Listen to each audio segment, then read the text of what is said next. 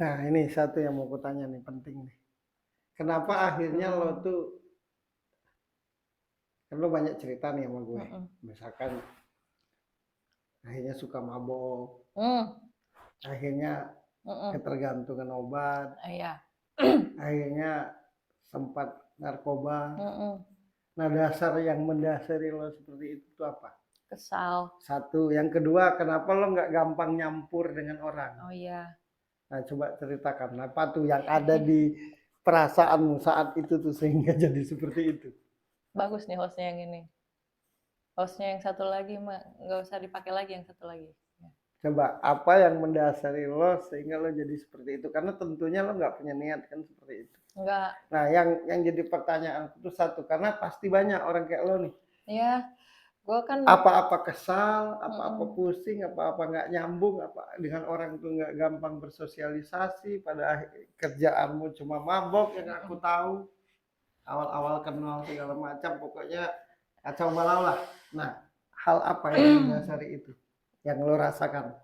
pokoknya waktu gua kuliah, gua masih inget nih 2012, masa-masa kayaknya paling genting gitu ya. Awal-awalnya aku udah mulai-mulai minum gitu di 2012 itu. Karena ngerasa gini, punya apa? Merasa sendirian gitu. Apa-apa tuh ngerasa sendirian aja, mikir sendiri. Ada pacar waktu itu tapi berasa sendiri gitu. Ada ibu, Ada ibu, bapak, ada bapak. ada bapak kan udah meninggal waktu itu. ada kakak.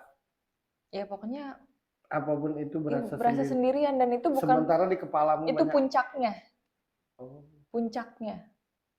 Tapi berasa sendirian itu sudah kualami sedari kecil. Tapi kalau kecil kan karena masih kecil lewat-lewat aja. Lewat-lewat aja. Merasa jadi beban ketika dewasa. Ya. Puncaknya waktu 2012 itulah. Benar-benar gitu. Karena di rumah gak nyaman, terus kita punya pacar gitu kan ya, taunya sama aja gitu. Akhirnya aku bingung mau kemana. Dan kan yang paling dicari sama orang kan senang kan, pengen senang kan. Nah aku pas minum tuh merasakan senang gitu. Nah gini. Anggap saja kita lihat dari SMA. Nah dari kecil lo sudah biasa tampil di muka umum, ya kan, senang kan? Iya. Kemudian seiring perjalanan waktu lo jadi model. Seiring berjalan waktu lagi lo kuliah. Seiring berjalannya waktu lo ikut Cantik Indonesia. Efek dari itu lo juara 2, banyak tawaran. Intinya semuanya ada lah. Iya. Untuk ukuranmu. Iya betul. Nah kenapa jadi merasa sepi, merasa sendirian, merasa tidak senang? Gak ada tempat cerita. Oh. Jadi gue ngerasa tuh aku punya ibu, tapi gue gak bisa cerita. Ada kakak, tapi gak bisa cerita. Ya entah kenapa, pokoknya gak nyaman aja gitu. Gak bisa aku tuh cerita gitu. Teman kayak gitu, pacar begitu. Punya uang, bisa beli apa aja, bisa kemana aja, bisa punya tempat tinggal, punya mobil waktu itu. Tapi yang ku sadari gitu kan, gak ada tempat cerita. Yang merdeka. Iya. Gak ada tempat cerita yang merdeka. Yang semuanya kalau cerita, kalau nggak matahin, nyalain, atau ada maunya. Betul. Gitu. Ini kan banyak nih yang ngalamin kayak lo. Iya betul. Karena nah, gini, tempatku menjerit ya cuma ke Tuhan aja. Karena gini, kenapa mesti kita ceritakan? Kan banyak orang kadang tahu nakalnya aja sehingga dianggap jelek kan. Padahal semuanya karena sebab. Makanya kenapa gue bertanya ke lo agar lo bercerita. Jadi kalaupun ada yang seperti itu, maksudku jangan disalahin. Iya, tapi bener. Selamatkan. Karena nggak ada yang bercita-cita buat buat pakai narkoba, nggak ada yang bercita-cita buat jadi peminum, jadi nakal, candu obat dan lain-lainnya. Nggak ada nggak ada sih. satupun. Iya. Jauh di lubuk hatimu tidak mau seperti itu. Enggak. Dan yang gue inginkan itu pertama nggak ada tempat cerita. Gue pengen banget bisa cerita tapi nggak bisa. Selain Tuhan gitu ya, kayak butuh aku tuh ada orang tapi nggak ada. Sama ya itu ada nggak sih yang benar-benar tulus gitu? Baiknya. Iya.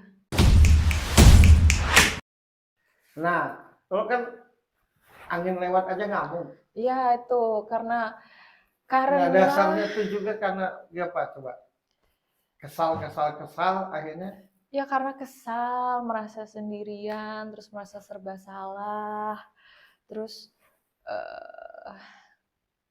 banyak pertanyaan gitu. Dan kalau ketemu orang tuh ujung-ujungnya pasti ada maunya gitu. Jadi akhirnya kalau ketemu orang tuh udah kayak nutup diri dulu. Iya. Pak, berarti menjadi sangat sensitif sekali. Berarti di pikiranmu tuh kalau ketemu orang pasti ada maunya nih. Iya. Udah gitu dulu. Iya. Pokoknya yang dipikirin waktu itu udah yang paling sayang sama aku tuh cuma Tuhan. Makanya niatnya nakal itu sebenarnya buat kayak sakaratul maut terus gitu. Kayak agar cepat ke Tuhan. Iya, kayak Tuhan yang paling baik, yang paling ngerti, yang paling sayang itu cuma Tuhan. Kenapa kok aku sendirian? Kenapa aku nggak balik aja? Jadi ceritanya ngambek gitu. Wah, udah minum. Wah, apa? Naik mobil kebut-kebutan gitu. Pokoknya berani banget gitu. Nah iya, lo kan cerita sama gue sering kebalik, sering apa. Iya, sering banget aku tuh kecelakaan. Udah gitu karena pola hidup aku yang nggak bener itu sakit gitu. Tapi selalu selamat gitu dari lubang jarum. Nah, gue kan ketemu lo 2017 akhir. Sebelum ketemu gue itu masa-masa apa itu? Paling apa itu? Ya itu dari 2012 sampai akhirnya 2017. Sampai akhirnya ketemu gue. Ya itu masa-masa masih kacau balau gitu. Tapi di masa-masa gue yang kacau balau masih make ini itu tidak ada satu orang pun yang tulus dan yang ngerti gitu. Kalau gue tuh sedih sebenarnya karena tampilan aku ini nggak ada tampang sedih ya kan, ada nggak sih tampang susah? Nggak ada. Itu makanya orang nggak percaya kalau misalkan aku berkeluh kesah gitu.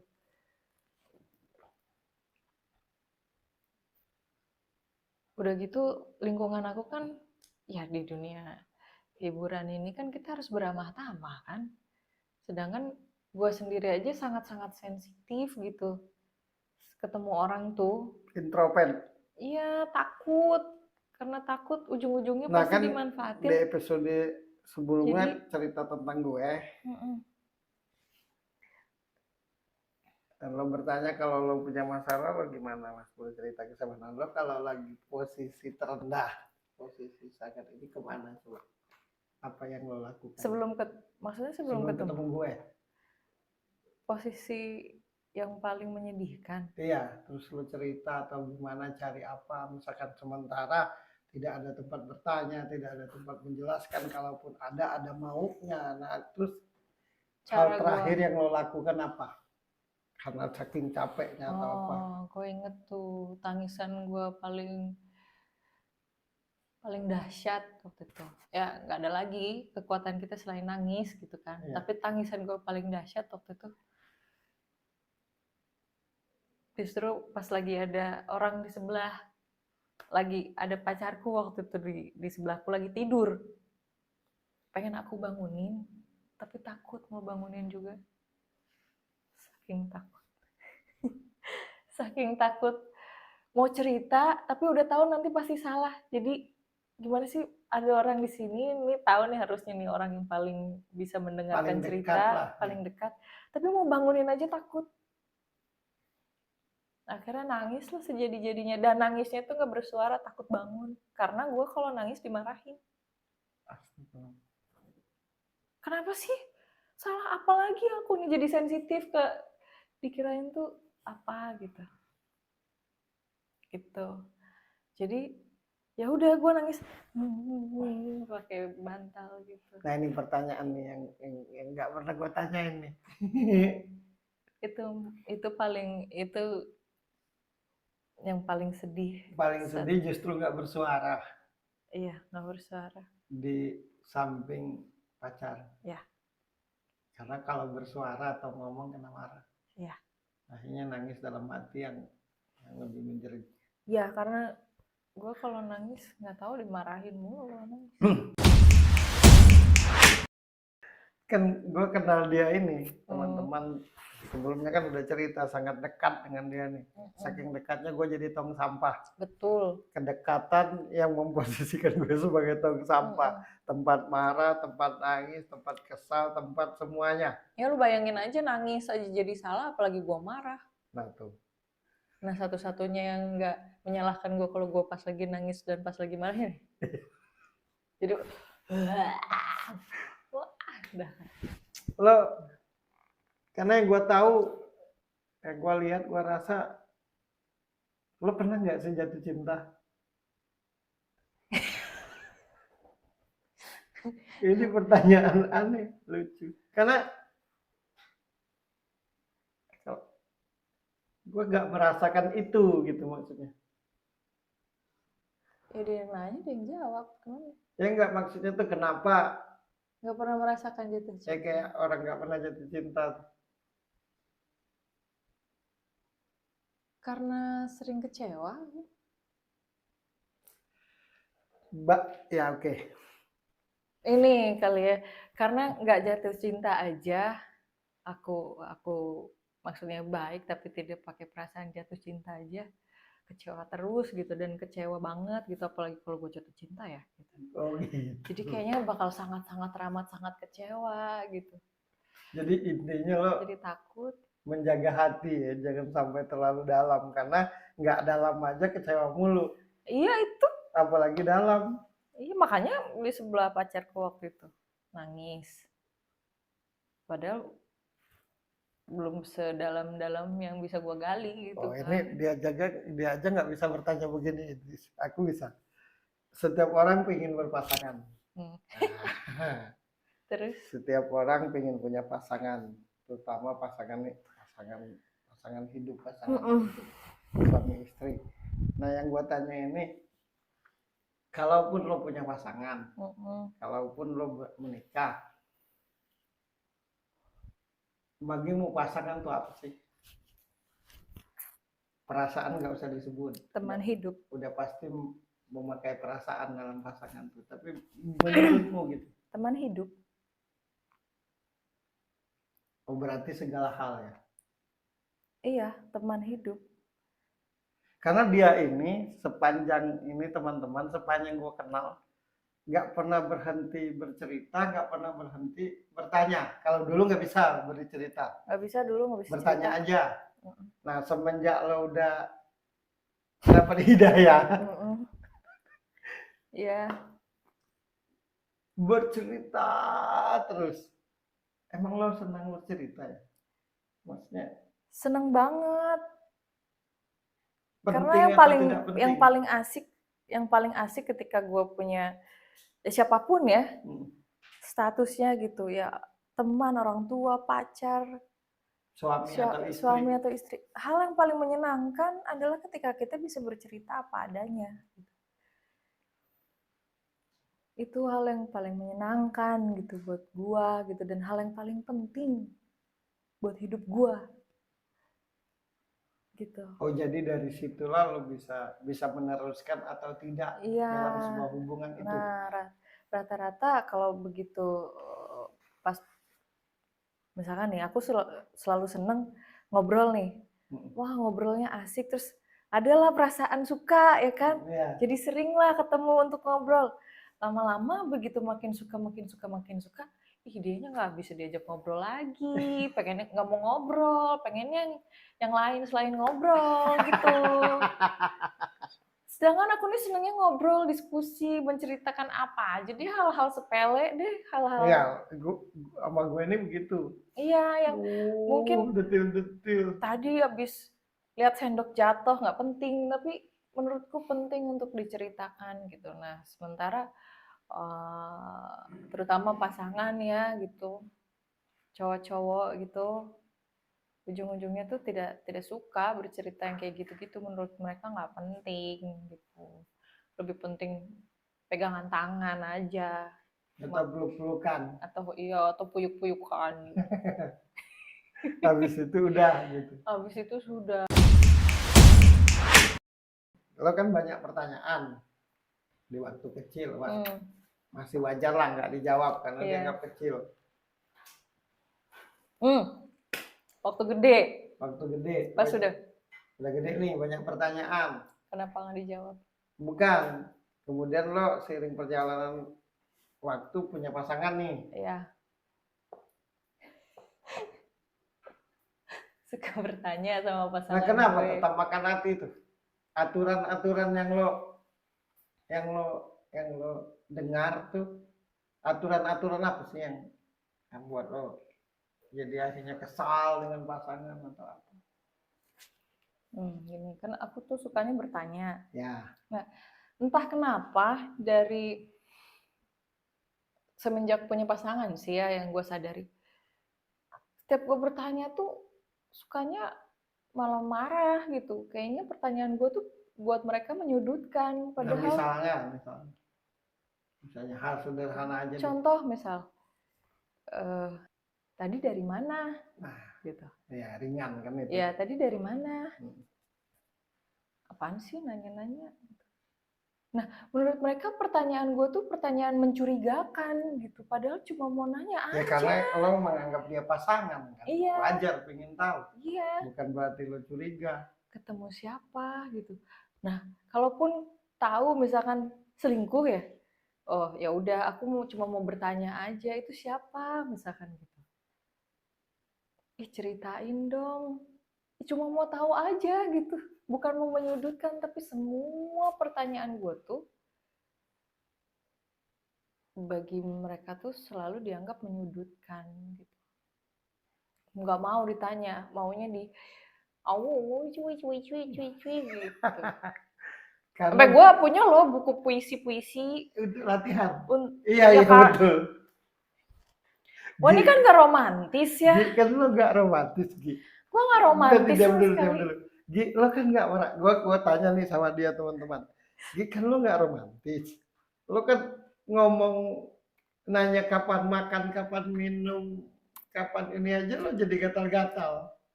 Ya serius itu. Nah terus gimana cara lo menjawab? Gue tanya sama dia nih. Gimana kalau lo menjawab kalau dibilang segala hal yang romantis tuh. Terus dia jawab ke gue ada bukunya untuk latihan. Iya, gue suka beli buku-buku puisi gitu. Niatnya tuh, karena kan sering banyak kata-kata romantis gitu kan. Sekali lagi, gue tuh orang yang selalu prepare sebenarnya. Dan gue tahu gue bukan orang yang puitis gitu ya. Ya kalau puitis masa sih gue bisa bikin narasi, itu kan gak puitis kan, tegas gitu kan. Nah mereka tuh pengen yang puitis bulan bintang kayak gitu, bahasa bulan bintang, aku padamu kamu padaku gitu kan. Ya, nah jangan sambil kesal, ini kan cuma cerita. Iya, jadi begitu misalkan ada kata-kata kayak gitu, ya kan harus dibales. Kalau nggak dibales nanti mereka pikir aku nih nggak sungguh-sungguh kan. Ya udahlah nyontek dikit-dikit gitu. Kalau nggak aku udah siapin. Oh mau itu begini. Pokoknya intinya aku suka. Iya. Bukti aku suka, aku bersamamu. Iya. Tapi untuk mengucapkannya. Iya, bukti kesungguhan gue tuh dengan lo kemana? Gue Ikut, ada. Nah, tapi buat orang Tidak itu tidak cukup. cukup. Harus dengan perbuatan dan kata-kata yang penuh Pengikraran. dengan Dan makna.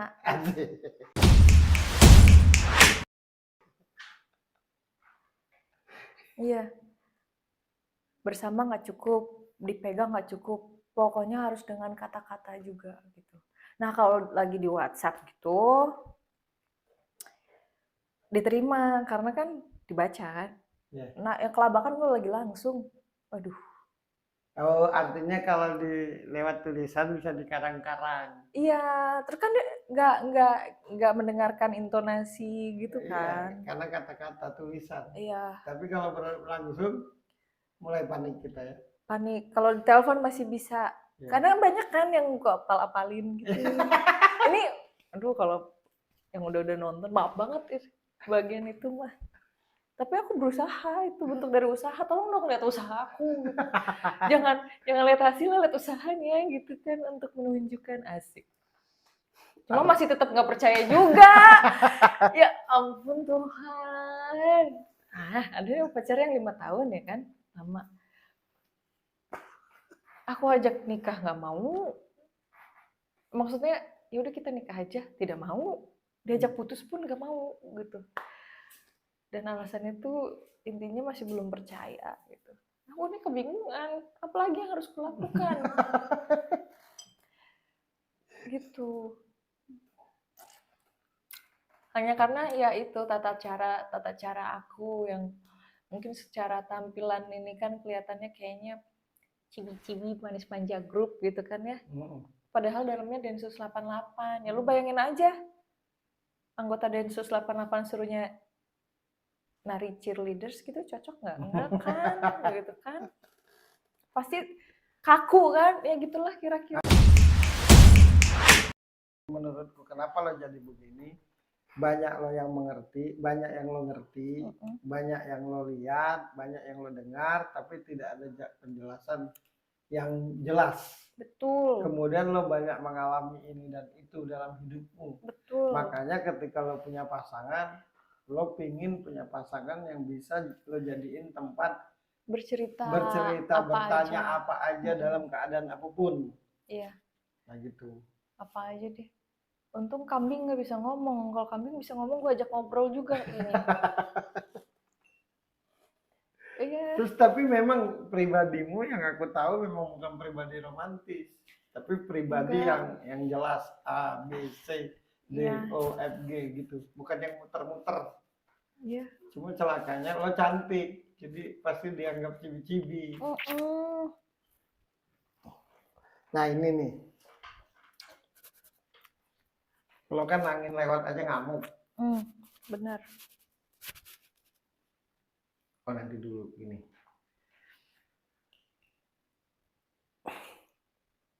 Kenapa lo akhirnya nih pertama ketemu gue ini kan dengan Gea kan?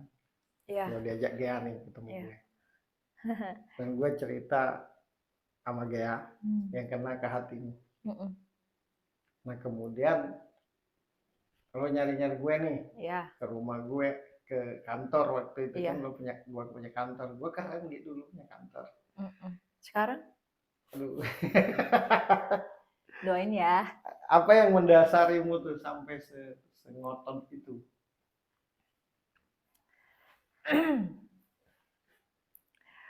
Waktu itu gue paling inget kata-kata lo tuh kalau yang paling penting adalah identitas. Itu pas pertama kali ketemu tuh, padahal nggak ngomong ke gue.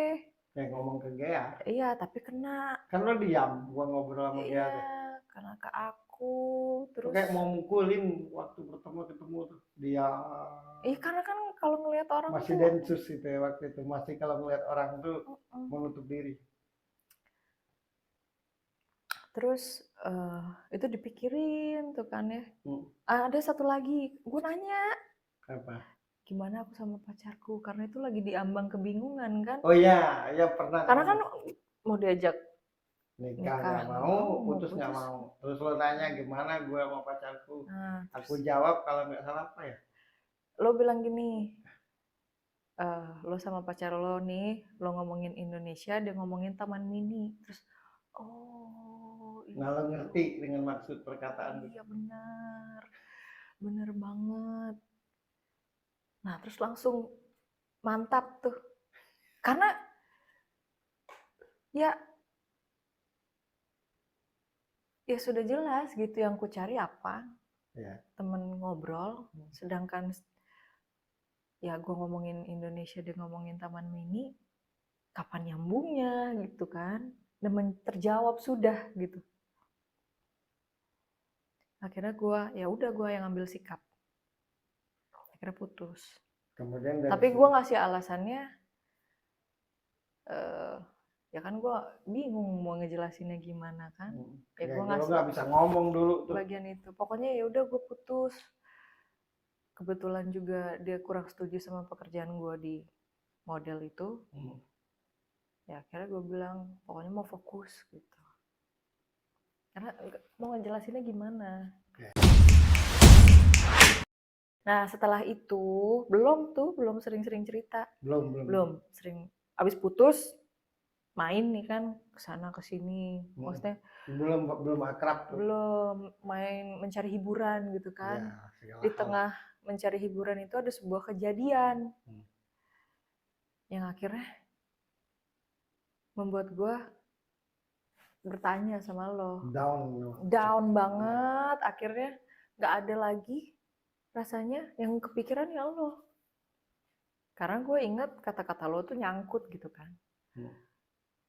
Dan gue jawab dikit, lo jawab dikit aja bikin gue bisa ngambil keputusan. Ya udah gue carilah, apalagi gue tanya banyak kan. Akhirnya datang mulu tiap malam, nggak siang nggak pagi nggak malam, lagi sadar lagi nggak sadar tapi lebih banyak nggak sadar. Nggak sadar sih kalau bertanya. Nah terus gini, yang gue rasain bukan ada niat nggak bagus, tapi lo sama gue tuh merdeka banget, padahal lo belum kenal banget dengan gue tuh. Sesuka perut, nggak ada batas, bercerita, bertanya apa tuh. Nah itu yang apa sih yang lo rasain tuh? Nggak tahu, pokoknya waktu itu bener-bener ya udahlah, gue ceritain aja semuanya, hal yang nggak pernah gue ceritain sama siapapun. Sebenar-benarnya, sejelek-jelek ya gue, ya entah kenapa tumpah aja gitu ke lo tuh, menceritakan kayak gitu. Ya kalau gue misalkan dikit aja ngomong begini, lo begini, mulai tuh harus begini tuh. Nah gue ini kan lo tahu sendiri lah, dibenci, difitnah, dijelek-jelekin, bahkan banyak yang ngejelekin gue ke lo, banyak banget. Apa sih yang mendasarimu tetap untuk dekat dan akrab sama gue? Ya gue nggak peduli lah kalau orang nggak suka sama lo, kan itu urusan mereka sama lo, bukan urusan sama gue gitu. Sejauh ini penjelasan lo itu yang bikin gue bisa lebih banyak mengerti, gue bisa mengambil sikap, gue berani mengambil keputusan yang benar gitu, dan gue bisa keluar dari kondisi waduh nggak mudah, bisa berhenti dari hal-hal kayak gitu, sangat-sangat gak mudah gitu. Nah dari penjelasan lo itu sangat-sangat menolong hidup gua gitu. Punya keberanian, punya kemampuan. Iya, punya keberanian dan punya kemampuan untuk keluar dari itu semua. Iya. Ya udah, yang lain mah masa bodoh lah, itu mah urusan mereka gitu. Kalaupun gak suka ya urusan mereka sama lo. Karena gue dulu berpikir gini, orang itu jahat, tapi belum tentu dia jahat sama gue gitu. Nah selama dia baik-baik aja sama gue, mau orang bilang dia jahat kayak mau apa kayak, Itu urusan dia sama orang lain, bukan urusan sama gue. Ya itu yang paling. Kecuali dia jahat sama gue juga. Enggak, gitu. ini mesti dimiliki banyak orang tuh di luar sana, orang kayak lo. Maksudnya gitu. Ketika lo meyakini sesuatu, ketika lo merasa nyaman, nah itu mesti yang gue apresiasi. Seburuk apapun yang lo dengar tentang orang itu, lo nggak peduli, lo tetap tutup kuping, lo tidak terpengaruh. Ya gue tutup kuping tapi nggak tutup mata gitu, artinya kalau gue tidak melihat dengan benar dan jelas di depan mata gue apa yang orang lain bilang itu, ya gue belum percaya gitu. Ya gue masa bodoh lah, terserah lah. Tapi nyatanya, ya sejauh ini orang yang katanya nggak baik ini itu di depan gue fine-fine aja.